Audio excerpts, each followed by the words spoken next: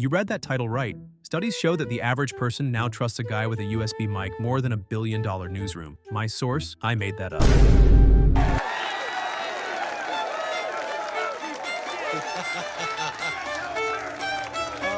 Trust me, bro, because somehow a dude called Dylan Page, aka News Daddy, has turned his bedroom into a global news network empire. Yeah, while you're still trying to find which streaming service has The Office this week, this guy's rewriting journalism from a $900 apartment lit by pure ambition and one slightly depressed desk lamp. So it's 3 a.m., I'm doom scrolling YouTube, my eyes burning, my brain cells actively disintegrating. Then suddenly a video pops up. Speed almost died, Mr. Beast evil allegations, and Trump is releasing the files. Oh yeah, totally a normal, chill title. And right away I know this is about to be some absolute clickbait, because normally I'd scroll past faster than a Twitter argument, but the thumbnail had super banged up speed, staring straight into my soul. I click, and immediately I'm like, hold up. Why does this look legit? Where are the ring light reflections? The echoey mic? Why does this sound more put together than CNN's morning broadcast? Let's give credit where it's due. Dylan Page isn't just another commentary guy with caffeine problems. He's a content scientist. Every frame, every beat, every pause, every perfectly timed eyebrow raise, engineered to keep you watching like it's national security. I swear this man could report on a sandwich and make it sound like a government conspiracy. He's got that perfect mix of serious journalist and guy who just learned After Effects yesterday. He drops a headline like it's breaking news and somehow makes you believe it's your job to share it. But here's where it gets wild. While corporate newsrooms are burning through millions in studio lights, Dylan's probably filming next to a half-finished coffee, and he's winning, like actually beating them. A one-man newsroom is outperforming channels with satellite trucks, field reporters, and enough cables to power the moon. Let's compare. This is CNN Breaking News. All right, good morning, everyone. Poppy is off this morning. We are here. We have a lot of breaking news for you. Since we last spoke, which wasn't very long ago, people are saying that Speed almost died. Donald Trump is finally releasing the files. No, seriously, he's releasing the files. Do you get what I'm saying? Boys, we are getting the files. We got Chinese bone glue that can fix fractures in 3 minutes. We got Mr. Beast being called evil for his latest YouTube video. There is an African tribe in the Scottish forest that is now reclaiming stolen land. And America had 3 mass you-know-whats in like 14 hours. Crazy. We're going to be covering all of that and so much more. Subscribe to the channel if you never want to see me wear that top again from the last video. I feel like we're going to get a lot of subs in this video. That was an Alex wardrobe recommendation, just letting everyone know. Let's stop the yapping and let's, looking for a makeshift whip, let's get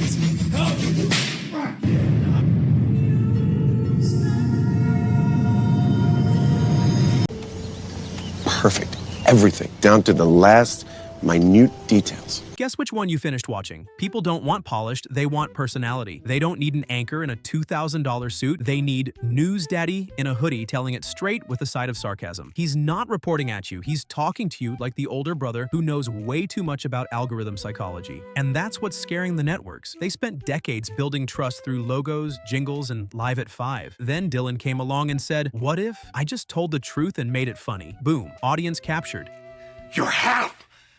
There is no your half of the money. There is only my all of it. Do you understand? No suits, no teleprompter, no committee meeting about whether his tone was on brand. Just one man, one mic, and 12 tabs of open research. Now let's talk about the part that made my jaw drop. I even had to pause the video just to process the level of insanity I was witnessing. And it gets better, or worse, depending on whether you still work at a cable network. I want to tell you guys a wild story. So I used to live in an apartment a few years ago, and let me tell you, this place was dodgy. Scammers and robbers would literally roam the halls at night, just testing doors to see if they can get in. And you know what was so weird about this place? All of the apartments had locks, but they were dummies. They were just for show. They didn't actually work. I know, what kind of apartment would have this? So I went to the landlord and I asked him about the whole situation. And you know what he told me? He said, oh yeah, all of those locks are for show. It just makes people feel safe and it saves us a whole lot of money. Bro, I was flabbergasted. And here's the kicker. Have a guess what the name of my apartment building was that I was living in. Gmail. Yeah, not many people realize, but the locks on your Gmail are just for show. Like the apartment. That is why you need to know about the apartment building next door, called Proton Mail. They don't use dummy locks. Theirs are made out of vibranium. Nice. Let that sink in. Dylan Page doesn't do ads, he transcends them. You'll be halfway through a story about political scandals and suddenly he slides in and you're like, wait. Bro has turned capitalism into a subplot. He's like the Shakespeare of sponsored segments. Other creators beg you to skip their ads. Dylan makes you enjoy them. I've seen people quote his ad reads in the comments like they're punchlines. One fan literally wrote, "This guy actually has insanely smooth ad transitions."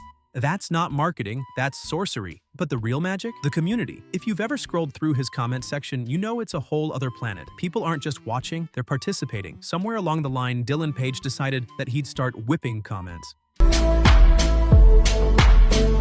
Metaphorically, obviously, as a kind of sacrificial offering for the Empire. Not just for fun anymore, no, people literally volunteer to be the sacrifice, all to summon new subscribers. That's dedication on another level. Whip me, daddy.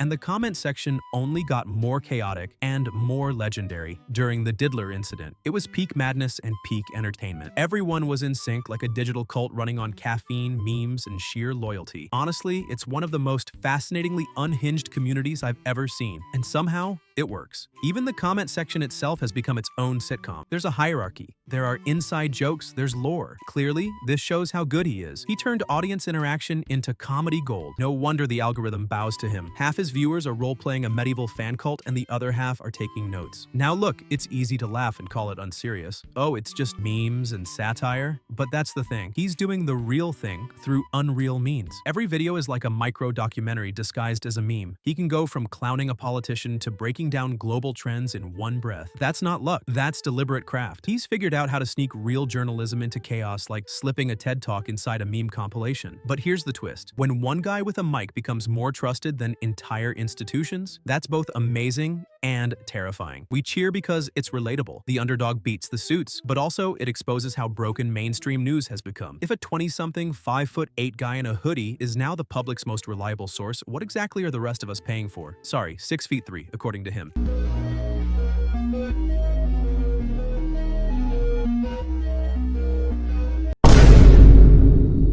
Still, you can't blame Dylan for winning the game when everyone else forgot how to play it. He's not breaking the system. He's exposing that it was already broken. And make no mistake, it's an empire. News Daddy has built a recognizable brand out of sheer personality. No gimmicks, no network, no newsroom. Just charisma, consistency, and caffeine. That's genius. He doesn't just sell sponsorships, he sells belonging. We've hit the era where journalism memes are outperforming press releases. A Dylan Page short gets more traction than a White House briefing. And while that sounds absurd, it's also kind of poetic. People don't want sterile information. They want human information. They want mistakes, jokes, eye rolls, and memes. All the things traditional media edited out. Dylan Page brought them back, wrapped them in irony, and said, yeah, this is news now. And honestly, he's right. So yes, Dylan Page might be destroying the news, but only because the old news forgot how to live. He didn't tear it down. He just showed how easy it was to outdo it with personality.